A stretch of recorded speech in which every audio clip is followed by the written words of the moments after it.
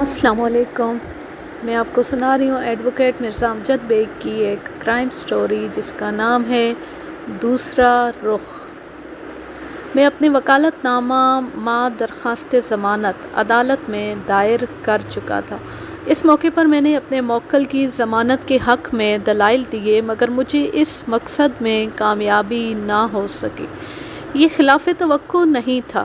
قتل کے ملزم کی ضمانت تقریباً ناممکن ہوتی ہے۔ پھر پولیس نے جو چالان عدالت میں پیش کیا تھا اس کی روشنی میں تو یہ اور بھی دشوار کام تھا۔ چنانچہ ملزم افتخار قریشی کو جوڈیشل ریمانڈ پر جیل کسٹڈی ہو گئی۔ ہم عدالت سے باہر آئے تو اجمل شاہ خاصا اداس تھا۔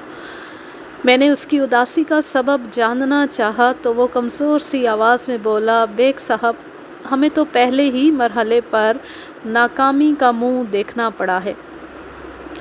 آپ قطعاً غلط سوچ رہے ہیں۔ تو جو کچھ بھی ہوا اچھا ہوا؟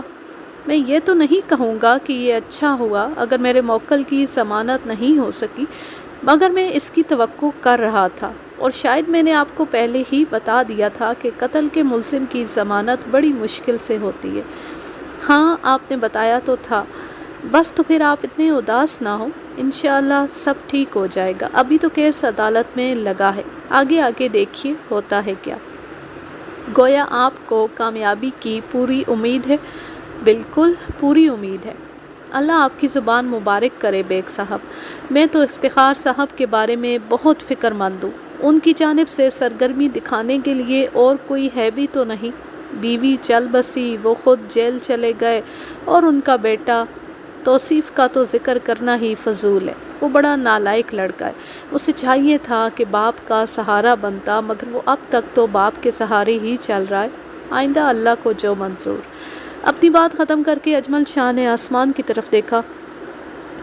آپ اپنے ذہن کو فکر مندی کے خیالات سے خالی کر دیں، میں آپ کو یقین دلاتا ہوں کہ سب ٹھیک ہو جائے گا۔ وہ قدرے مطمئن ہو کر وہاں سے چلا گیا۔ آئندہ پیشی پر عدالت کی باقاعدہ کارروائی کا آغاز ہوا۔ استغاثہ کی جانب سے اچھے خاصے گواہ پیش کیے گئے، لیکن میں یہاں صرف اہم گواہوں کا تذکرہ ہی کروں گا۔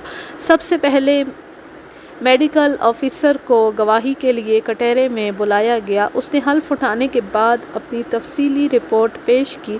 اس رپورٹ کے مطابق شمسہ کمل کی موت 25 اور 26 جنوری کی درمیانی شب 11 اور 1 بجے کے درمیان واقع ہوئی تھی۔ موت کا سبب ایک سریع الاثر زہر تھا جس نے شمسہ کی زندگی کا چراغ گل کر دیا تھا۔ گواہ نے اپنی رپورٹ میں اس بات کی وضاحت کی تھی کہ مقتول کو مذکورہ زہر دودھ میں ملا کر دیا گیا تھا۔ اس کے بعد کیمیکل ایگزامینر کی باری آئی۔ کیمیکل ایگزامینر کی رپورٹ کے مطابق شمسہ کی ہلاکت کا سبب بننے والا زہر بے رنگ، بے بو اور بے ذائقہ تھا۔ یہی وجہ تھی کہ وہ آسانی سے اور کسی قسم کا شک کیے بغیر دودھ پی گئی۔ وہ اپنی بے خبری میں ایک خطرناک چیز کو اپنے معدے میں اتار چکی تھی، لہٰذا اس کی موت واقع ہو جانا یقینی بات تھی۔ مذکورہ زہر چٹکی بجاتے میں کام کرتا ہے۔ لیبارٹری ٹیسٹ میں اس جھوٹے گلاس کا معائنہ بھی کیا گیا جس میں شمسہ نے وہ زہریلا دودھ پیا تھا۔ پولیس نے موقع واردات سے وہ گلاس حاصل کر لیا تھا۔ بعد ازاں ملزم کے دفتر کی تلاشی کے دوران میں انہیں ملزم کی ایک دراز سے وہ چھوٹی سی شیشی بھی مل گئی جس میں مذکورہ زہر کی اچھی خاصی مقدار بھی موجود تھی۔ وہ بے رنگ، بے بو اور بے ذائقہ زہر صفوف کی صورت میں تھا، اور انتہائی سریع الاثر واقع ہونے کی وجہ سے اس کی قلیل مقدار بھی کسی کو موت کی نیند سلانے کے لیے کافی تھی۔ لیبارٹری ٹیسٹ نے یہ بات بھی ثابت کر دی تھی کہ مذکورہ شیشی میں پایا جانے والا صفوف وہی زہر تھا جس کے سبب شمسہ کی موت ہوئی تھی۔ پولیس نے اپنی تفتیشی رپورٹ یعنی چالان میں وجہ قتل انتقام کو بتایا تھا۔ پولیس کا موقف تھا کہ ملزم اپنی بے وفا بیوی کو عبرتناک سزا دینا چاہتا تھا، لہٰذا اس نے شمسہ کو ایک خطرناک زہر دے کر موت کے گھاٹ اتار دیا۔ پولیس کے مطابق ملزم کو ایک طویل عرصے سے یہ شک تھا کہ اس کی بیوی شمسہ کنول اس سے بے وفائی کی مرتکب ہو رہی تھی۔ اس نے شمسہ سے باز پرس کی تو وہ اپنے طرز عمل سے صاف مکر گئی، چنانچہ ملزم نے انتقام امن اسے زہر دے کر مار ڈالا۔ بعد ازاں خود فون کر کے پولیس کو اطلاع دے دی کہ اس کی بیوی نے خودکشی کر لی ہے۔ پولیس نے یہ موقف اختیار کیا تھا کہ ملزم اپنی دولت و جائیداد کو واپس اپنے قبضے میں لانا چاہتا تھا۔ وہ جذبات میں آ کر فیکٹری اور بنگلہ وغیرہ شمسا کے نام لگا چکا تھا، مگر جب اسے معلوم ہوا کہ وہ جس کی محبت میں اتنی قربانیاں دے رہا ہے وہ ایک بے وفا بیوی ثابت ہو رہی ہے، تو ملزم نے اس سے جان چھڑانے کا ایک منصوبہ بنا لیا۔ اس نے کہیں سے ایک نہایت مؤثر اور خطرناک زہر حاصل کیا۔ وہ جانتا تھا کہ سونے سے پہلے شمسا ایک گلاس دودھ پینے کی عادی تھی۔ اس نے شمسا کے دودھ میں زہر ملا دیا۔ پھر اگلی صبح جب اسے یقین ہو گیا کہ شمسا زندگی کی قید سے رہائی حاصل کر چکی ہے، تو اس نے فون کر کے پولیس کو اپنے گھر بلا لیا۔ اس نے اس قتل کو خودکشی کا رنگ دینے کی بھرپور کوشش کی تھی، مگر پولیس کے مطابق وہ معاملے کی تہہ تک پہنچ گئے تھے اور انہوں نے ملزم کے دفتر کی تلاشی لے کر قاتل زہر کی شیشی برآمد کر لی تھی۔ پولیس نے اپنی طرح میرے موکل کو پھانسی لٹکانے کا پورا بندوبست کر ڈالا تھا، مگر میں مطمئن تھا۔ مجھے ملزم کی بے گناہی کا یقین تھا۔ ایک وکیل کو جب تک اپنے موکل کی بے گناہی کا یقین نہ ہو اس وقت تک وہ مطمئن نہیں ہوتا۔ میں نے ایک تجربہ کار اور سمجھدار قانون پسند وکیل کی بات کی ہے، ورنہ ہمارے یہاں ہر قسم کے وکیل پائے جاتے ہیں۔ چند حضرات تو ایسے ہیں جو آخری وقت تک اپنے موکل کو خوش امیدی کے جال میں پھانسے رکھتے ہیں۔ انہیں ملزم کی بریت کا 1% بھی یقین نہیں ہوتا، مگر اس کے لواحقین سے وہ بڑی رقمیں اس بنا پر وصول کرتے رہتے ہیں کہ وہ جج کو ملزم کے حق میں ہموار کرنے کی کوشش کر رہے ہیں۔ میرے موکل افتخار قریشی کے بنگلے پر کل 4 افراد ملازم تھے۔ بنگلے کا گارڈ نما چوکیدار گلاب خان، گھریلو ملازمہ وحیدہ، خانسامہ انور علی اور ڈرائیور محمد حسین۔ یہ ڈرائیور عموماً شمسا کی گاڑی چلاتا تھا۔ افتخار اپنی گاڑی خود ڈرائیو کرتا تھا۔ خانسامہ انور علی کا دنیا میں کوئی نہیں تھا۔ وہ 24 گھنٹے کا ملازم تھا اور بنگلے کے عقبی حصے میں بنے سرونٹ کوارٹر میں رہتا تھا۔ اوپر کے کام کاج کے لیے وحیدہ موجود تھی۔ وہ روزانہ صبح 9 بجے آتی تھی اور شام کو 5 بجے چلی جاتی تھی۔ اس کی رہائش منظور کالونی میں تھی۔ چوکیدار غلام خان گیٹ کے ساتھ بنے ہوئے چھوٹے سے کمرے میں رہتا تھا۔ وہ سال میں 1 مرتبہ اپنے ملک یعنی مانسہرہ چھٹی پر جاتا تھا۔ ڈرائیور محمد حسین خداداد کالونی میں رہتا تھا اور اس کی ڈیوٹی صبح 9 بجے سے شام 7 بجے تک ہوتی تھی۔ استغاثہ کے گواہوں میں یہ 4 افراد شامل تھے۔ ان میں سے پہلے وحیدہ گواہی کے لیے پیش ہوئی۔ اس نے حلف اٹھانے کے بعد اپنا مختصر بیان ریکارڈ کروایا۔ پھر وکیل استغاثہ جرہ کے لیے اس کے کٹہرے کے نزدیک پہنچ گیا۔ وحیدہ بی بی، آپ ملزم کو کب سے جانتی ہیں؟ لگ بھگ 5 سال سے۔ اس کا مطلب ہے یہاں آنے سے پہلے آپ ملزم سے واقف نہیں تھی؟ جی بالکل، اس کا یہی مطلب ہے۔ اور بیگم صاحبہ، شمسا کے بارے میں آپ کیا کہتی ہیں؟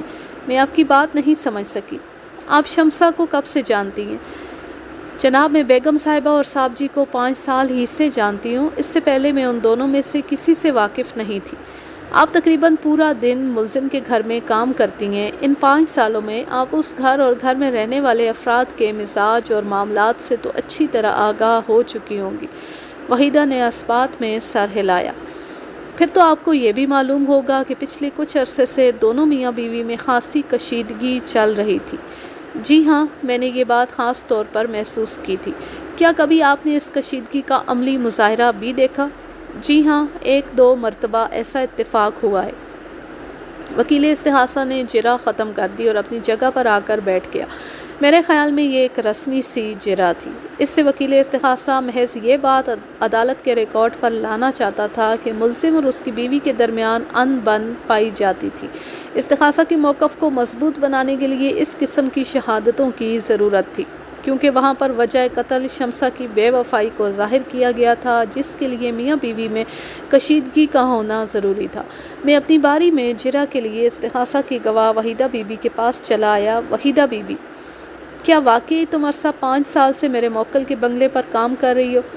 اس میں کیا شک ہے جی؟ آپ تصدیق کرنا چاہیں تو صاحب جی سے پوچھ لیں۔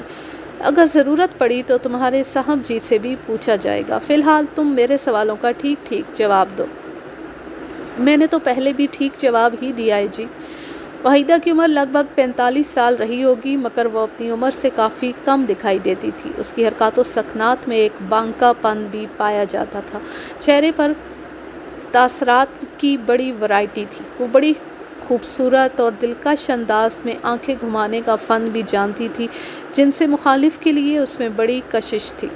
میں نے وحیدہ کے چہرے پر نظر جماتے ہوئے کہا، وحیدہ بی بی، تم نے وکیل استغاثہ کے ایک سوال کے جواب میں بتایا ہے کہ 5 سال کے عرصے کے دوران تم اس گھر اور گھر میں بسنے والے افراد کے مزاج سے بخوبی آگاہ ہو چکی ہو۔ کیا میں صحیح کہہ رہا ہوں؟ جی ہاں۔ اور تم نے یہ بھی بتایا ہے کہ میرے موکل اور اس کی بیوی میں اچھی خاصی کشیدگی پائی جاتی تھی۔ جی ہاں۔ اس کشیدگی کی نوعیت کیا تھی؟ وکیل صاحب، میں آپ کے سوال کا مطلب نہیں سمجھی۔ میں نے ایسی کوئی مشکل بات تو نہیں پوچھ لی؟ تھوڑی وضاحت کر دیں تو مہربانی ہوگی۔ وحیدہ بی بی، میں تم سے یہ پوچھنا چاہ رہا تھا کہ میرے موکل اور اس کی بیوی کے درمیان پائی جانے والی کشیدگی کا سبب کیا تھا؟ صاحب جی کو بیگم صاحبہ پر شک ہو گیا تھا۔ کس قسم کا شک؟ وہ جی، صاحب جی کو شک تھا کہ بیگم صاحبہ ان سے بے وفائی کر رہی ہیں۔ یہ شک تمہارے خاوند جی کو تم پر کیوں نہیں ہوا تھا؟ مجھ پر کیوں جی؟ وحیدہ بی بی، تم منظور کالونی میں رہتی ہو نا؟ جی ہاں۔ تم شادی شدہ بھی ہو؟ جی ہاں۔ تمہارے 4 بچے بھی ہیں؟ جی ہاں، بالکل ہیں۔ اس کے باوجود بھی تم اپنے شوہر سے بے وفائی کی مرتکب ہوتی رہتی ہو۔ کیا میں غلط کہہ رہا ہوں؟ Objection your owner. وکیل صفائی معزز گواہ کی کردار کشی کر رہے ہیں۔ میں عدالت سے استدعا کرتا ہوں کہ فاضل وکیل کو ایسی حرکتوں سے باز رکھا جائے۔ جج نے مجھے مخاطب کرتے ہوئے کہا، بیگ صاحب، آپ استغاثہ کی گواہ وحیدہ بی بی سے اس قسم کا سوال پوچھ کر کیا ثابت کرنا چاہتے ہیں؟ جناب عالی، میں صرف حقائق کو سامنے لا رہا ہوں۔ معزز عدالت کے علم میں یہ بات لانا چاہتا ہوں کہ استغاثہ کا گواہ شہادت کے معیار پر پورا نہیں اترتا۔ وکیل استغاثہ نے جوشیلے لہجے میں کہا، آپ کے پاس کیا ثبوت ہے کہ استغاثہ کی گواہ اپنے شوہر سے بے وفائی کی مرتکب ہو رہی ہے؟ وکیل مخالف کے جوش کو دور کرنا ضروری ہوتا ہے۔ دراصل جوش کسی آتشگیر مادے کی مانند ہوتا ہے جو ذرا سی تحریک پر بھڑک اٹھتا ہے، اور یہ بات تو سبھی جانتے ہیں کہ جوش میں انسان اپنے ہوش و آواز سے بیگانہ ہو جاتا ہے۔ میرے فاضل دوست، آپ یہ بات اچھی طرح جانتے ہیں کہ عدالت میں ہر بات کو ثابت کرنا پڑتا ہے، اس لیے میں جو کچھ کہہ رہا ہوں اس کی سچائی کے لیے میرے پاس ٹھوس ثبوت بھی ہیں۔ میں وہی تو جاننا چاہتا ہوں۔ وحیدہ بی بی، کیا یہ غلط ہے کہ کچھ عرصہ قبل میرے موکل نے تمہیں رنگے ہاتھوں پکڑ لیا تھا؟ تم سامنے والے بنگلے کے چوکیدار سے رسم و راہ بنانے میں مصروف تھی۔ میرے انکشاف پر وحیدہ کن اکھیوں سے وکیل استغاثہ کو دیکھنے لگی۔ میں نے دوسرا حملہ کیا، کیا یہ بات بھی غلط ہے کہ ایک موقع پر تم نے اپنے چھوٹے صاحب کو بھی رجھانے اور لبھانے کی بھرپور کوشش کی تھی؟ وہ تو شمسہ نے تمہاری چوری پکڑ لی، ورنہ توصیف تو خود بھی اسی میدان کا کھلاڑی ہے۔ وہ جی، دراصل بیگم صاحبہ کو غلط فہمی ہو گئی تھی، ورنہ ایسی تو کوئی بات نہیں تھی۔ ہنسی مذاق کرنا کوئی جرم تو نہیں۔ ہر چیز جب حد سے تجاوز کر جائے تو وہ جرم کے زمرے میں داخل ہو جاتی ہے۔ تم اچھی طرح سمجھ رہی ہو میں کیا کہنا چاہتا ہوں۔ میں نے آپ کو بتایا ہے نا جی، بیگم صاحبہ اور صاحب جی کو غلط فہمی ہو گئی تھی۔ تم بڑی خوش فہم ہو وحیدہ، جو یہ سمجھ رہی ہو کہ دوسروں کو تمہارے بارے میں غلط فہمی ہوئی تھی۔ وکیل استغاثہ نے کہا، جناب عالی، وکیل صفائی غیر ضروری باتوں میں الجھ کر معزز عدالت کا قیمتی وقت برباد کر رہے ہیں۔ اگر ان کے پاس پوچھنے کے لیے کوئی سوال نہیں بچا تو میں استغاثہ کا دوسرا گواہ پیش کرنا چاہتا ہوں۔ جج نے سوالیہ نظر سے مجھے دیکھا۔ میں نے کٹہرے میں کھڑی وحیدہ سے پوچھا، وحیدہ بی بی، تم روزانہ کتنے بجے ڈیوٹی پر آتی ہو؟ صبح 9 بجے تک میں بنگلے پر پہنچ جاتی ہوں۔ اور چھٹی کتنے بجے کرتی ہو؟ شام 5 بجے۔ کیا تم کوئی ہفتہ وار یا ماہانہ چھٹی بھی کرتی ہو؟ جی ہاں، میں ہفتے میں 1 چھٹی کرتی ہوں۔ کون سے دن تمہاری چھٹی ہوتی ہے؟ جس دن صاحب جی گھر پر ہوتے ہیں۔ تمہارا مطلب ہے ہفتہ وار عام تعطیل کے روز؟ جی ہاں، میں اسی دن چھٹی کرتی ہوں جب سبھی لوگ چھٹی کرتے ہیں۔ وحیدہ بی بی، تم نے وکیل استغاثہ کے ایک سوال کے جواب میں بتایا ہے کہ تم نے اپنے صاحب جی اور بیگم صاحبہ کے درمیان مبینہ کشیدگی کا عملی مظاہرہ بھی کئی بار دیکھا ہے۔ کئی مرتبہ نہیں، معزز گواہ نے بتایا تھا کہ اس نے 1-2 مرتبہ اس کشیدگی کا عملی مظاہرہ دیکھا تھا۔ وکیل استغاثہ بیچ میں کود پڑا۔ اس یاد دہانی کا شکریہ میرے فاضل دوست۔ بیگ صاحب، آپ اپنے سوالیہ جملے میں سے کئی مرتبہ کے الفاظ کو 1 یا 2 مرتبہ سے بدل کر چرا جاری رکھیں۔ کیا تم کشیدگی کے عملی مظاہرے کی وضاحت کرو گی؟ وضاحت کیا کروں جناب؟ بس دونوں آپس میں ایک دوسرے کو کھری کھری سناتے تھے۔ ایک لمحے کے توقف سے اس نے تبصرہ کرنے والے انداز میں کہا، بس جی، جب میاں بیوی کے درمیان سے اعتبار اٹھ جائے تو پھر صبح شام اسی قسم کے واقعات پیش آتے ہیں۔ وحیدہ بی بی، میری معلومات کے مطابق افتخار قریشی اور شمسہ عموماً ایک ساتھ ہی گھر سے نکلتے تھے اور وہ تقریباً 11 بجے فیکٹری کے لیے گھر سے روانہ ہوتے تھے۔ شمسہ روزانہ 5 بجے فیکٹری سے واپس آتی تھی، جبکہ افتخار قریشی 7-8 بجے تک لوٹتا تھا۔ پھر تم نے انہیں کس وقت آپس میں کشیدگی کا عملی مظاہرہ کرتے ہوئے دیکھ لیا؟ تم صبح 9 بجے سے 5 بجے تک بنگلے پر رہتی ہو، کیا تم یہ کہنا چاہتی ہو کہ ان کے ساتھ ہی تم بھی فیکٹری جاتی تھی اور یہ کہ تم نے ان پر گہری نگاہ رکھی ہوئی تھی؟ نہیں جی، میں نے انہیں چھٹی کے روز لڑتے جھگڑتے دیکھا تھا۔ بہت خوب۔ اس دوران میں وحیدہ نے بھانپ لیا کہ کوئی غلط بات منہ سے نکل چکی۔ اس سے پہلے کہ وہ سنبھلتی، میں نے کہا، تم کون سی چھٹی کا ذکر کر رہی ہو وحیدہ بی بی؟ وہ جی، اس کی سمجھ میں نہیں آ رہا تھا کہ کیا بولے اور کیا نہ بولے۔ وحیدہ بی بی، تھوڑی دیر پہلے تم معزز عدالت کے روبرو اس بات کا اقرار کر چکی ہو کہ عام تعطیل کے دن تم ڈیوٹی پر نہیں آتی تھیں، اور اب کہہ رہی ہو کہ تم نے چھٹی کے دن اپنے صاحب جی اور بیگم صاحبہ کو لڑتے جھگڑتے دیکھا تھا۔ تمہارے کون سے بیان کو سچ سمجھا جائے؟ دونوں کو۔ یہ کیسے ممکن ہے؟ جج نے کہا، بی بی، یہ عدالت کا کمرہ ہے، جو بھی کہنا ہے سوچ سمجھ کر کہو۔ تمہارا بیان تمہیں کسی بڑی مصیبت میں گرفتار کرا دے گا۔ وکیل صاحب کے سوال کا واضح جواب دو۔ میں کبھی کبھی چھٹی کے روز بھی بنگلے پر کام کرنے آ جاتی تھی، اور اسی روز یہ میاں بیوی آپس میں جھگڑا کرتے تھے۔ یہی بات ہے نا؟ میں کیا کہہ سکتی ہوں جی، کہنا تو تمہیں ہی ہے۔ بس تو پھر اس کو ایک اتفاق ہی سمجھ لیں۔ ہم اسے تمہارا کھلا جھوٹ کیوں نہ سمجھ لیں وحیدہ بی بی؟ وہ جواب دینے کے بجائے نظر چرا کر وکیل استغاثہ کو دیکھنے لگی۔ اس کے ساتھ ہی عدالت کا مقررہ وقت ختم ہو گیا۔ جج نے 15 روز بعد کی تاریخ دے کر عدالت برخاست کر دی۔ اس روز اجمل شاہ کے چہرے پر قدرے اطمینان پایا جاتا تھا۔ توصیف بھی اس دن عدالت آیا تھا، مگر باقاعدہ جرا شروع ہونے سے پہلے اسے کوئی ضروری کام یاد آ گیا تھا اور چپکے سے وہ عدالت کے کمرے سے کھسک گیا تھا۔ عدالت کے برآمدے میں میرے ساتھ چلتے ہوئے اجمل شاہ نے کہا، بیگ صاحب، آج تو آپ نے بڑی زبردست جرا کی ہے۔ اس میں زبردست والی کون سی بات تھی؟ وہ جوشیلے لہجے میں بولا، جناب، آپ نے تو وحیدہ کی بولتی بند کر دی تھی۔ ہاں، یہ بات تو ہے۔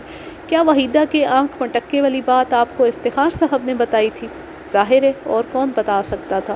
اس کا مطلب ہے انہوں نے آپ کو اور بھی بہت سی مفید باتیں بتائی ہوں گی۔ وہ کریدنے والے انداز میں بولا۔ اس میں کوئی شک نہیں کہ افتخار قریشی سے گاہے بگاہے مختصر یا طویل ملاقات کے دوران میں بہت سی اہم باتیں سامنے آئی تھیں جو اس کیس میں مفید اور معاون ثابت ہو سکتی تھی۔ میں جانتا تھا کہ اجمل شاہ افتخار قریشی کی خیر خواہی کا حق ادا کر رہا تھا۔ اگر میں اسے سب کچھ بتا دیتا تو اس میں نقصان والی کوئی بات نہیں تھی، مگر میں اپنے موکل کے رازوں کا امین رہنے کی کوشش کرتا ہوں۔ احتیاط اچھی چیز ہوتی ہے اور ہمیشہ فائدہ مند ہی ثابت ہوتی ہے۔ یہ میرا ذاتی تجربہ ہے۔ میں نے اسے ٹالتے ہوئے کہا، شاہ جی، آپ سے کیا پردہ ہو سکتا ہے؟ لیکن حقیقت وہی ہے کہ میں جو کچھ جانتا ہوں یا افتخار قریشی نے مجھے جو کچھ بتایا ہے وہ کم و بیش آپ کو بھی معلوم ہی ہے۔ اس نے اس سلسلے میں زیادہ اصرار نہیں کیا اور مطمئن لہجے میں بولا، اچھا ہوا کہ توصیف اس وقت عدالت سے جا چکا تھا جب آپ نے وحیدہ پر جرح کرتے ہوئے اس کا تذکرہ کیا تھا۔ اگر وہ موجود ہوتا تو پھر کیا ہو جاتا؟ ہونا کیا تھا جناب؟ خواہ مخواہ بیچارے کو بھری عدالت میں شرمندگی اٹھانا پڑتی۔ اس کماش کے لوگ کبھی شرمندہ نہیں ہوتے شاہ جی۔ یہ تو آپ ٹھیک کہہ رہے ہیں۔ مجھے جہاں تک توصیف کی سرگرمیوں کا علم ہوا ہے، میں اس نتیجے پر پہنچا ہوں کہ وہ ایک بدقسمت شخص ہے۔ ہر قسم کی سہولت اور آسائش مہیا ہونے کے باوجود بھی انسان اگر اپنا مستقبل نہ بنا سکے، یعنی معاشرے میں اپنا نام اور مقام پیدا نہ کر سکے، تو اسے بدقسمت ہی کہا جا سکتا ہے۔ وہ بولا، میری نظر میں تو وہ بدقسمت ہونے کے ساتھ ساتھ ہڈ حرام بھی درجہ اول کا ہے۔ وہ اب تک افتخار صاحب کے بل بوتے پر عیش کرتا آیا ہے، مگر یہ سلسلہ کب تک چل سکتا ہے؟ آخر ایک دن اسے سنجیدہ ہونا ہی پڑے گا۔ ایسے لوگ کبھی سنجیدہ نہیں ہوتے شاہ جی۔ تو پھر ایک دن اسے فٹ پاتھ پر آنا ہوگا۔ کسی کی نصیحتیں کہاں تک کام آ سکتی تھیں اگر ان پر عمل نہ کیا جائے۔ اس قسم کے افراد نصیحت کرنے والوں کا بھی مذاق اڑاتے ہیں۔ اس بات کا مجھے ذاتی تجربہ ہے بیگ صاحب، سب سے زیادہ اسے میں ہی سمجھاتا ہوں، وہ مجھے انکل کہتا ہے، اور بلا شبہ اگر وہ کسی کی بات پر دھیان دیتا ہے تو وہ کسی بھی میں ہی ہوں۔ میری تو پوری کوشش تھی اور اب بھی ہے کہ وہ افتخار صاحب کے کاروبار کو سنبھال لے۔ چلتا ہوا بزنس ہے، اسے زیادہ محنت بھی نہیں کرنا پڑے گی، مگر اس طرف اس کی طبیعت مائل نہیں ہوتی۔ ہاں حقیقت تو یہی ہے۔ خیر، میں اسے مصافحہ کر کے پارکنگ لاٹ کی جانب بڑھ گیا جہاں میری گاڑی کھڑی تھی۔ گواہوں والے کٹہرے میں انور علی کھڑا تھا۔ انور کو میرے موکل کے پاس کام کرتے ہوئے طویل عرصہ ہوا تھا۔ وہ ایک دبلا پتلا شخص تھا، اس کی عمر 55 کے قریب تھی۔ اس حوالے سے وہ افتخار قریشی کا ہم عمر ہی تھا۔ وہ دنیا میں بالکل تنہا تھا، اس لیے مستقل طور پر وہ بنگلے ہی میں رہتا تھا۔ اسے مقامی کھانوں کے علاوہ کئی غیر ملکی ڈشیں تیار کرنا بھی آتی تھیں۔ اس وقت وہ ہلکے نیلے رنگ کے شلوار سوٹ میں ملبوس تھا۔ وکیل استغاثہ نے انور علی کا بیان ریکارڈ ہونے کے بعد اپنی جرح کا آغاز کیا۔ اس کے سوالوں میں جان نہیں تھی، اسے صرف اس لیے استغاثہ کے گواہوں میں شامل کیا گیا تھا کہ جائے وقوع پر پولیس والوں نے اس سے بھی پوچھ تاچھ کی تھی، اور جب تک انہیں افتخار قریشی کے دفتر سے زہر والی شیشیں نہیں ملی تھی وہ انور علی ہی کو مشکوک نظروں سے دیکھتے رہے تھے، کیونکہ رات کو وہی دودھ گرم کر کے شمسا کو دیتا تھا۔ یہ برسوں سے اس کا معمول تھا۔ اپنی باری پر میں اٹھ کر گواہوں والے کٹہرے کے نزدیک آ گیا اور انور علی کو مخاطب کرتے ہوئے کہا، انور علی، کیا اس سے پہلے بھی تم نے کبھی کسی عدالت میں گواہی دی ہے؟ نہیں جناب، یہ میرا پہلا موقع ہے۔ تم نے ابھی تھوڑی دیر پہلے معزز عدالت کے سامنے حلف اٹھایا ہے۔ حلف اٹھانے کے بعد صرف اور صرف سچ بولا جاتا ہے، اتنا تو تم جانتے ہی ہوگے۔ جانتا ہوں جی، اور میں نے سب کچھ سچ بتایا ہے۔ تمہیں ملزم کے بنگلے پر کام کرتے ہوئے کتنا عرصہ ہوا ہے؟ 10 سال پورے ہو گئے، 11واں سال چل رہا ہے۔ اس دوران میں تم نے اپنے مالک یعنی افتخار قریشی کو کیسا پایا ہے؟ وہ طبیعت کے بہت اچھے انسان ہیں۔ اور شمسا؟ وہ بھی انتہائی مہربان خاتون تھی۔ دیرینہ ملازمین اپنے خلیق، شفیق اور خیال رکھنے والے مالکان کی جدائی پر جذباتی ہو ہی جاتے ہیں۔ میں نے دیکھا انور علی بھی آبدیدہ ہو گیا تھا۔ استغاثہ کی ایک گواہ نے دعویٰ کیا ہے کہ دونوں میاں بیوی یعنی افتخار قریشی اور شمسا آپس میں لڑتے جھگڑتے رہتے تھے۔ تمہارا اس بارے میں کیا خیال ہے؟ میرا خیال ہے گواہ کا دعویٰ جھوٹا ہے، یعنی تم نے انہیں کبھی لڑتے جھگڑتے نہیں دیکھا۔ وہ تو بڑے پیار و محبت اور اتفاق سے رہتے تھے جناب۔ میں نے فاتحانہ نظر سے وکیل استغاثہ کو دیکھا، وہ حسیلی نگاہ سے گواہ انور علی کو دیکھ رہا تھا۔ انور علی، تمہیں معلوم ہے کہ تم یہاں استغاثہ کے گواہ کی حیثیت سے آئے ہو؟ جی ہاں، مجھے معلوم ہے۔ اور کیا تمہیں پتہ ہے کہ استغاثہ کے گواہ کو یہاں کٹہرے میں کھڑے ہو کر کیا کرنا ہوتا ہے؟ مجھے بتایا گیا تھا کہ مجھ سے بہت آسان سوال پوچھے جائیں گے۔ انور علی، یا تو تم انتہائی سادہ لوگ ہو یا پھر بے وقوف ہو۔ میں نے بے وقوفی والی بات کون سی کی ہے جناب؟ انور علی، میری بات دھیان سے سنو۔ تم یہاں استغاثہ کے گواہ کی حیثیت سے لائے گئے ہو اور استغاثہ افتخار قریشی کو شمسا کا قاتل سمجھتا ہے۔ تمہیں اس سلسلے میں گواہی دینا ہے۔ جناب، یہ کیا چکر ہے؟ کیا تم بھی ایسا ہی سمجھتے ہو کہ تمہارے مالک افتخار قریشی نے دودھ میں زہر ملا کر اپنی بیوی شمسا کو ہلاک کیا؟ میں تو ایسا سوچ بھی نہیں سکتا جناب۔ کیسا نہیں سوچ سکتے؟ یہ کہ افتخار صاحب اپنی بیوی کی جان بھی لے سکتے ہیں۔ استغاثہ کا تو یہی موقف ہے میرے بھائی۔ وکیل صاحب، سچی بات تو یہ ہے کہ میں پولیس کے ڈر سے گواہی دینے آ گیا ہوں۔ پولیس کے ڈر سے کیوں؟ جناب، وہ تو مجھے ہی گرفتار کرنے کے چکر میں تھے۔ ان کا اصرار تھا کہ میں نے ہی دودھ میں زہر ملا کر بیگم صاحبہ کو ہلاک کیا ہے۔ پھر پتہ نہیں کیا ہوا کہ وہ مجھ پر مہربان ہو گئے۔ انہوں نے اس شرط پر میری جان بخشی کر دی کہ مجھے استغاثہ کے گواہ کی حیثیت سے بیان دینا ہے۔ مجھے معلوم نہیں تھا کہ عدالت کے کمرے میں اس قسم کی باتیں ہوتی ہیں۔ میں نے تنزیہ انداز میں کیس کے تفتیشی افسر کی جانب دیکھا۔ انور علی کا بیان استغاثہ کے خلاف جاتا تھا۔ میں انور علی کو یہ تو نہیں بتا سکتا تھا کہ پولیس نے اچانک اس کی جان چھوڑ کر افتخار قریشی کو کیوں گرفتار کر لیا تھا۔ زہر والی شیشی کی بازیابی کا قصہ اس کے پلے نہیں پڑ سکتا تھا۔ میں اب تک کی گفتگو سے اندازہ لگا چکا تھا کہ انور انتہائی سیدھا سادہ انسان ہے۔ استغاثہ نے اسے گواہوں کی فہرست میں شامل کر کے بہت بڑی غلطی کی تھی۔ آئیو صاحب، آپ کیا فرماتے ہیں اس مسئلے کے بیچ؟ کس مسئلے کے بیچ؟ استغاثہ کا گواہ معزز عدالت کے سامنے انکشاف کر رہا ہے کہ اسے زبردستی گواہوں میں شامل کیا گیا۔ ابھی آپ نے بھی اس کی زبانی سنا ہوگا کہ اسے استغاثہ کے موقف کے بارے میں قطعاً کوئی علم نہیں تھا۔ اگر اسے اس کیس میں ملوث کرنے کے حوالے سے ڈرایا دھمکایا نہ جاتا تو وہ گواہی دینے عدالت میں نہ آتا۔ جناب، ہمارے ملک میں یہ بہت بڑی خرابی ہے۔ تفتیشی افسر نے خجالت آمیز نظر سے جج کو دیکھتے ہوئے کہا، عین موقع پر گواہ منحرف ہو جاتا ہے اور استغاثہ دیکھتا کا دیکھتا رہ جاتا ہے۔ حالانکہ ہم نے انور علی کے ساتھ کوئی زبردستی نہیں کی، مگر آپ دیکھ لیں وہ کس خوبصورتی سے اپنی لا علمی اور ہماری زیادتی کی اداکاری کر رہا ہے۔ آئیو صاحب، استغاثہ کا گواہ اگر استغاثہ کے خلاف بول رہا ہے تو اس سے استغاثہ کی کمزوری ظاہر ہوتی ہے۔ آپ خواہ مخواہ ہمارے ملک کو الزام نہ دیں۔ یہ ملک ہم سے نہیں بلکہ ہم سب اس ملک سے ہیں۔ آپ کے پاس جو عزت دولت اور شہرت نظر آ رہی ہے وہ اسی ملک نے آپ کو دی ہے۔ آج آپ کے جسم پر قانون کی وردی سجی ہوئی ہے تو اس میں آپ کا صرف اور صرف آپ کا کوئی کمال نہیں۔ یہ سب کچھ اس ملک کی وجہ سے، جسے آپ خراب ہونے کا طعنہ دے رہے ہیں۔ یہ ملک نہ ہوتا تو نہ جانے آپ کہاں اور کس حال میں ہوتے۔ سیدھی اور آسان بات یہ ہے کہ جو لوگ اس ملک کو برا کہتے ہیں انہیں اس ملک کی سرزمین پر سانس لینے کا کوئی حق نہیں۔ وہ زندگی گزارنے کے لیے اپنی من پسند دھرتی ڈھونڈ لیں، مگر یہ ہو نہیں سکتا۔ پاکستان کو برا کہنے والے پاکستانی نہیں بلکہ منافق ہیں، اور منافق اندر سے انتہائی بزدل ہوتا ہے۔ اسے کمٹمنٹ کی توقع رکھنا عبث ہے۔ استغاثہ کی جانب سے اگلا گواہ افتخار قریشی کا چوکیدار گلاب خان گواہی کے لیے پیش ہوا۔ میں نے تھوڑی دیر پہلے انکوائری افسر کو جو لمبا چوڑا لیکچر پلایا تھا اس کی گونج ابھی تک عدالت کے کمرے میں موجود تھی۔ شاید یہ میری حب الوطنی کی باتوں کا اثر تھا کہ وکیل استغاثہ نے مختصر سی جرح کے بعد گلاب خان کو فارغ کر دیا تھا۔ اس کی ایک وجہ یہ بھی تھی کہ وقوعے کے وقت گلاب خان بنگلے پر موجود نہیں تھا۔ میں نے گلاب خان کے پاس جا کر پوچھا، خان صاحب، آپ نے پہلے پولیس کو اور ابھی تھوڑی دیر پہلے معزز عدالت کو بیان دیا ہے کہ 25 اور 26 جنوری کی درمیانی شب آپ بنگلے پر ڈیوٹی نہیں دے رہے تھے، کیا آپ کہیں گئے ہوئے تھے؟ وکیل صاحب، اپنا ڈیوٹی سے چھٹی مٹی نہیں کرتا، مگر اس رات ایک مجبوری پڑ گیا تھا، اس لیے بنگلے پر موجود نہیں تھا۔ ایسی کون سی مجبوری پڑ گئی تھی خان صاحب؟ او یار، تم کو کیا بتائے وکیل صاحب، ہمارا ایک رشتہ دار پشاور جا رہا تھا، اس کو رخصت فرمانے اسٹیشن چلا گیا۔ بیگم صاحب سے اجازت لے کر گیا تھا، پر ادھر اسٹیشن پر ایک لفڑا ہو گیا۔ ہمارے رشتہ دار کے ساتھ اور بھی بہت لوگ تھا، اسٹیشن پر ان کا جھگڑا مگڑا ہو گیا۔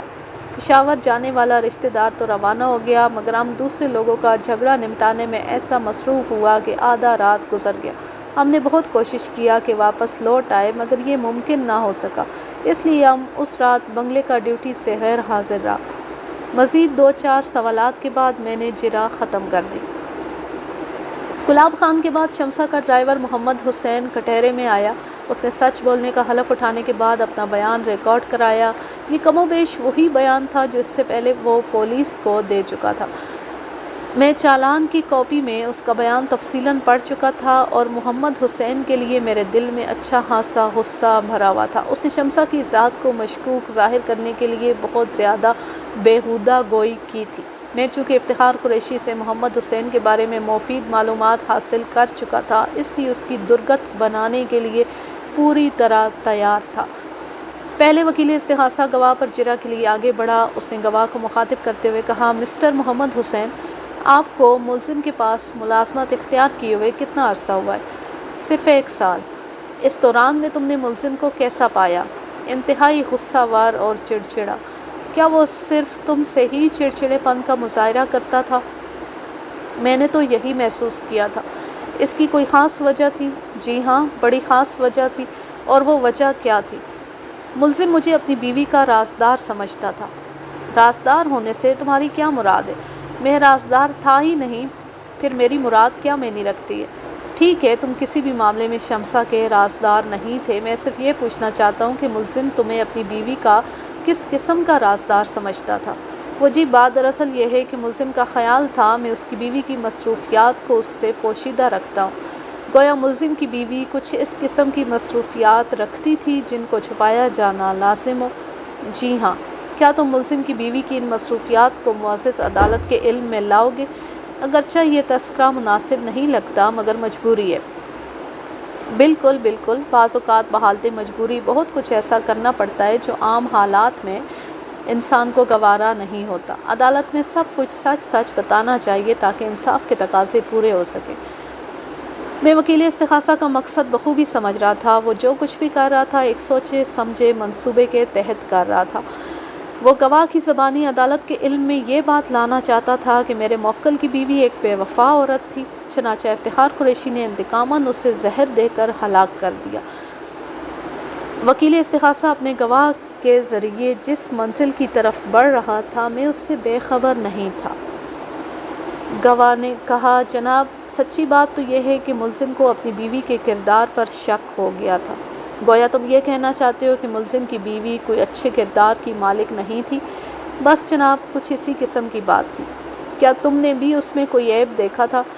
جی، کچھ مظاہرے میں نے دیکھے تھے۔ کس قسم کے مظاہرے؟ چھوڑیں جی۔ کیوں؟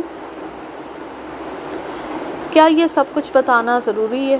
ہاں، بہت ضروری ہے جناب۔ میں چونکہ زیادہ تر شمسہ کی گاڑی ڈرائیو کرتا تھا اس لیے مجھے اس کے نزدیک رہنے کا زیادہ موقع ملتا تھا۔ وہ بعض اوقات ایسے مقامات پر بھیجتی تھی جن کے بارے میں ملزم کو خبر نہیں ہوتی تھی۔ شمسہ اجنبی لوگوں سے ملتی تھی، ان سے بے تکلف ہوتی تھی، اور میں یہ ضرور کہوں گا کہ ملزم کا اپنی بیوی پر شک کچھ ایسا غلط بھی نہیں تھا۔ وہ واقعی اپنے شوہر سے بے وفائی کی مرتکب ہو رہی تھی۔ غیرت میں آ کر تو انسان کچھ بھی کر سکتا ہے۔ اگر ملزم نے اپنی بیوی کو زہر دے کر موت کے گھاٹ اتارا ہے تو اس میں کسی اچنبھے کی بات نہیں، بلکہ ملزم کے لیے دوہرے فائدے کی بات ہے۔ میرا مطلب ہے دوہرے فائدے کی بات ہوتی اگر وہ پکڑا نہ جاتا تو۔ دوہرے فائدے سے تمہاری کیا مراد ہے؟ جناب، یہ تو سامنے کی بات ہے۔ ایک طرف تو ملزم نے اپنی بے وفا بیوی سے چھٹکارا حاصل کر لیا اور دوسری جانب شمسہ کی تمام دولت و جائیداد اس کے پاس واپس آ جاتی، مگر بدقسمتی سے وہ پولیس کے ہتھے چڑھ گیا اور اس کا منصوبہ خاک میں مل گیا۔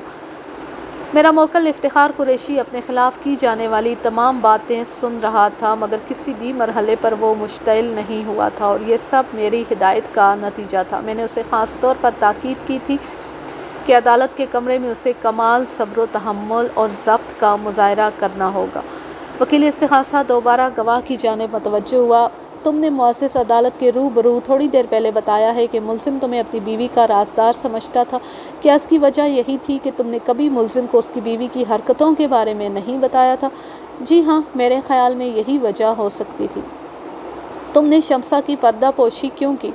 اس کی دو وجوہات تھیں۔ مثلاً پہلی وجہ تو یہ تھی کہ زبان بندی کے لیے شمسہ مجھے ایک معقول رقم دیتی تھی، اور دوسری وجہ یہ تھی کہ میں شمسہ کے راز کو راز رکھ کر ثواب کمانا چاہتا تھا۔ میں نے کسی مولوی سے سنا تھا کہ دوسروں کی پردہ پوشی کرنے والوں سے خدا بہت خوش ہوتا ہے اور انہیں بے انتہا نوازتا ہے۔ گواہ محمد حسین کے اس وضاحتی مگر مکروہ بیان کے ساتھ ہی وکیل استغاثہ نے اپنی جرح ختم کر دی اور اپنی مخصوص نشست پر آ کر بیٹھ گیا۔ پچھلے آدھے گھنٹے میں گواہ اور وکیل استغاثہ کے درمیان جس قسم کی منافقانہ اور سازشانہ گفتگو ہوئی تھی اس نے میری طبیعت مقدر کر دی تھی۔ میں بڑے جارحانہ انداز میں گواہ والے کٹہرے کے پاس پہنچا اور گواہ محمد حسین کو تیز نظر سے گھورنے لگا۔ وہ چند لمحات تک خاموش کھڑا رہا، پھر نظر چرانے لگا۔ جب میں نے اسے گھورنا موقوف نہ کیا تو وہ اضطراری انداز میں ایک ٹانگ سے دوسری ٹانگ پر اپنے وجود کے بوجھ کو منتقل کرتے ہوئے بولا، وکیل صاحب، آپ مجھے اس طرح کیوں دیکھ رہے ہیں؟ میں تمہیں اس لیے اتنے غور سے دیکھ رہا ہوں کہ شاید کبھی زندگی میں دوبارہ تم جیسی ہستی کا دیدار نصیب نہ ہو۔ کیوں؟ مجھ میں ایسی کون سی بات ہے؟ تم میں بہت ہی خاص بات ہے۔ کیا خاص بات ہے جناب؟ تم اعلیٰ پیمانے کے دروغ گو اور بے غیرت درجہ اول ہو۔ مجھے اعتراض ہے جناب عالی، وکیل استغاثہ نے چیخ کر کہا۔ آپ کو کس بات پر اعتراض ہے؟ آپ معزز گواہ کی انسلٹ کر رہے ہیں، اور تھوڑی دیر پہلے آپ میرے موکل کی بیوی کی عزت افزائی کر رہے تھے۔ میں جو کچھ بھی کر رہا تھا حقائق کو سامنے لانے کے لیے کر رہا تھا۔ میں بھی حقائق ہی کی نقاب کشائی کر رہا ہوں۔ آپ استغاثہ کے گواہ پر الزام لگا رہے ہیں، اور آپ نے کیا شمسہ کو کسی انعام سے نوازا تھا؟ اس مرحلے پر جج کو ہمارے درمیان مداخلت کرنا پڑی۔ وہ بیک وقت ہم دونوں سے مخاطب ہوتے ہوئے بولا، آپ دونوں صاحبان آپس میں الجھنے کی بجائے جرح کے سلسلے کو آگے بڑھائیں تو مناسب ہوگا۔ Okay your honour. Muhammad Hussain, تم نے وکیل استغاثہ کے ایک سوال کے جواب میں بتایا تھا کہ ملزم کے پاس تم لگ بھگ 1 سال سے کام کر رہے ہو، کیا میں غلط کہہ رہا ہوں؟ نہیں جناب، آپ بالکل ٹھیک کہہ رہے ہیں۔ اس سے پہلے تم کہاں کام کرتے تھے؟ میں ڈیفنس سوسائٹی کے ایک بنگلے پر کام کرتا تھا۔ وہاں تم نے کتنا عرصہ کام کیا؟ 6 ماہ۔ اور ڈیفنس والے بنگلے پر کام حاصل کرنے سے قبل تم کیا کرتے تھے؟ ڈرائیوری ہی کرتا تھا، مجھے بس یہی کام آتا ہے۔ ڈیفنس والے بنگلے سے پہلے تم کس کے یہاں ڈرائیوری کرتے تھے؟ میں ناظم آباد کے ایک بنگلے پر کام کرتا تھا۔ تمہارے کام میں یہ بات مشترک نہیں کہ تم ہمیشہ نوکری کے لیے کسی بنگلے کا ہی انتخاب کرتے ہو؟ بس جی، آپ اسے ایک اتفاق ہی سمجھ لیں۔ اتفاق سمجھوں یا تمہاری پلاننگ؟ میں کچھ سمجھا نہیں وکیل صاحب۔ تم اچھی طرح سمجھ رہے ہو میں جو کچھ کہنا چاہ رہا ہوں۔ تم نے ناظم آباد والے بنگلے پر کتنا عرصہ کام کیا تھا؟ تقریباً 8 ماہ۔ اگر میں کوئی غلطی نہیں کر رہا ہوں تو اس سے پہلے تم گارڈن ایسٹ کے ایک بنگلے پر کام کرتے تھے، وہاں تم صرف 4 ماہ ٹکے تھے۔ آپ بالکل غلطی پر نہیں ہیں وکیل صاحب۔ تم اتنی جلدی نوکریاں کیوں بدلتے رہتے ہو؟ بس جی، کہیں میں مالکوں کو پسند نہیں آتا اور کہیں وہ مجھے پسند نہیں آتے۔ میں نے اسے تیز نظروں سے گھورا اور کہا، مسٹر محمد حسین، میری بات توجہ سے سنو۔ تم نے کبھی بھی کام خود نہیں چھوڑا بلکہ ہمیشہ تمہیں نوکری سے نکالا گیا ہے۔ یہ آپ کیا کہہ رہے ہیں جناب؟ اس کے چہرے پر مصنوعی حیرت ابھر آئی۔ گارڈن ایسٹ والے بنگلے سے تمہیں اس لیے نکالا گیا کہ تم اپنے مالک کی بیٹی سے عشق لڑانے کی تیاری کر رہے تھے۔ ناظم آباد والے بنگلے سے تمہاری نوکری اس لیے ختم ہو گئی کہ تم اپنے مالک کی بیوہ بہن پر ڈورے ڈال رہے تھے۔ ڈیفنس والے بنگلے سے تمہیں اس لیے برخاست کیا گیا کہ تم نے بنگلے کے مالک کی ایک مہمان خاتون سے دست درازی کی کوشش کی تھی۔ کیا تم میرے بیان کو جھٹلا سکتے ہو؟ بالکل جھٹلا سکتا ہوں، اس لیے کہ آپ سراسر غلط بیانی سے کام لے رہے ہیں۔ میرے ساتھ کبھی ایسا کوئی واقعہ پیش نہیں آیا۔ اس موقع پر وکیل استغاثہ اپنے گواہ کی مدد کو لبکا، جناب عالی، وکیل صفائی بلا وجہ کی الزام تراشی کر کے میرے گواہ کو ہراساں کرنے کی کوشش کر رہے ہیں، بلکہ اگر یہ کہا جائے کہ وہ اس کی عزت اچھالنے کی کوشش کر رہے ہیں تو زیادہ بہتر ہوگا۔ میری معزز عدالت سے درخواست ہے کہ وہ فاضل وکیل کو اس قسم کی حرکتوں سے باز رہنے کی تلقین کرے یا پھر ان سے ان کے دعووں کے ثبوت طلب کرے۔ آج کے لیے بس اتنا ہی۔ اگر آپ کو یہ کہانی پسند آئے تو میرے چینل کو سبسکرائب ضرور کر لیں۔ اللہ حافظ، اللہ نگہبان۔